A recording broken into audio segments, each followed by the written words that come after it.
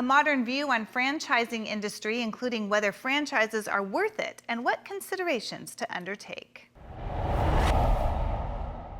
My name is Zac Venegas. I'm the founder, chairman, and chief executive officer of Helix TCS. I come from a military family.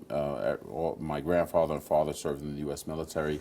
I went to West Point. I served as an infantry officer, and after leaving the Army, went to NYU to get my MBA. I went to JP Morgan, both as an intern and then as a full-time banker in Switzerland, covering the Middle East.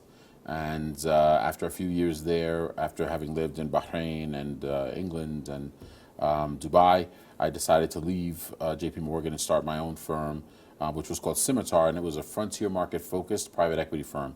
So a frontier market, as we define it, is one that's, number one, capitally impaired.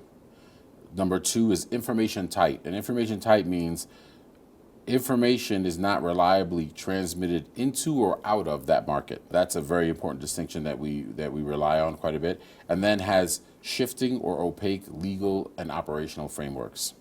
So those three things are how we define a frontier market. So it can be defined geographically, and we realized that the cannabis opportunity was a frontier market, but it was just geographically located primarily within the United States, so we could focus on it, and I didn't have to risk, beheading or amoebic dysentery. So I founded Helix in 2015. We've had the company just about 4 years now, and it's been very exciting. We took it from a private firm to a public company that's the largest and pure play transporter security operation in the industry, the largest compliance software operator in the industry with the largest overall market share, and we have plans to make it even more successful in the future. By far, the greatest thing I learned as a military officer and how it helps me as an entrepreneur is the ability to stay focused on a stated objective despite changing circumstances. The environment can come and go. It could be an easy day, probably not, but it doesn't matter. All that counts is achieving the objective.